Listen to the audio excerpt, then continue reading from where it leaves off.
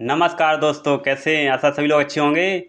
आपके लिए खुशखबरी, अगर आपने एमएससी हॉर्टिकल्चर से किया हुआ है या आप एमएससी हॉर्टिकल्चर कर रहे हैं और आप चाहते हैं एएसआरबी नेट क्वालिफाई करके एक असिस्टेंट प्रोफेसर की जॉब प्राप्त करना या हायर एजुकेशन में जाना चाहते हैं, तो आपको नेट क्वालिफाई और पीएचडी होना अनिवार्य है।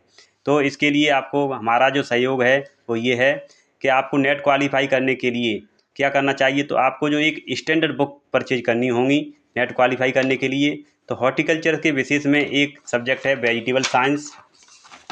वेजिटेबल साइंस से नेट पास करना है, नेट क्वालिफाई करना है, तो इसके लिए आपको जो है टोटल 11 यूनिट हैं इसके सिलेबस के अंदर, वो आपको 11 यूनिट पढ़नी होंगी।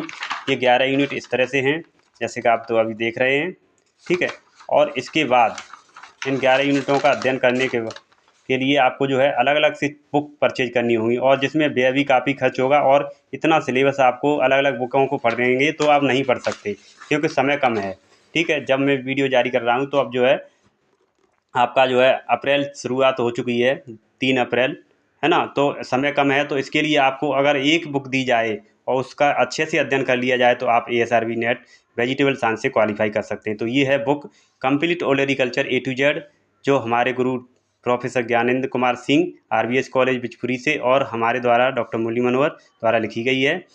तो इसमें क्या है कि आपका वही कंटेंट है जो एएसआरबी नेट के अकॉर्डिंग रखा गया है। हालांकि थ्योरी एग्जाम भी है, अगर कोई बीएससी वाला छात्र भी चाहता है कि नेट क्वालिफाई करे और भविष्य में जाके एमएससी हॉर्टिकल्चर से करे और नेट क्वालिफाई करे, तो वो भी इसे अभी से परचेज करेगा, तो इसका जो है बेनिफिट उसे आगे जाके मिलेगा। और जो ऐसे ही एमएससी क्लियर करेगा उसके बाद नेट एग्ज़ाम देगा तो वो नेट एग्ज़ाम क्वालिफाई कर सकता है। तो इस बुक को परचेज कर सकते हैं। इसमें कुछ कंटेंट हैं जो आपको मैं बताऊँगा कि अध्ययन किस तरह से करना है इस बुक का। तो इसके जो है शुरुआती जो चैप्टर हैं, ये जो आपके शुरुआती चैप्टर हैं 1 से 6 तक, और जो है लास्ट के जो चैप्टर 19 से 22 तक, आपको इसको अच्छे से अध्ययन करना है, क्योंकि सीधे सीधे क्वेश्चन यहाँ से देखने को मिलेंगे। और उसके बाद जो है क्रॉप के अंदर किस तरह से अध्ययन करना है वो आपको मैं बताऊँगा।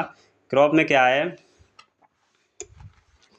जैसे ये आप क्रॉप सोलेनेसी क्रॉप लेते हैं, और सोलेनेसी क्रॉप में सभी क्रॉप का एक कॉमन डाटा भी है। और उसके बाद जो है आपका जो है इस तरह से टेबल वाइज, जैसे सोलेनिक फैमिली की जो है, इसमें टमाटो की जो वेजिटेबल है उसका अध्ययन करने के लिए जो कॉमन नेम क्या है, ये इसी के एक प्रत्येक क्रॉप का अलग स्पेशल टेबल दी गई है। और ये टेबल का अध्ययन आपको विशेष रूप से करना है। आप थ्योरी पढ़ें ना पढ़ें, जिस तरह से ये नीचे थ्योरी दी गई है इसे ना पढ़ें, लेकिन जो टेबल दी गई है उसका अच्छे से अध्ययन करें, तो वही आपको जो है नेट क्वालिफाई कराने में पूरा सहयोग करेंगी। और आपका जो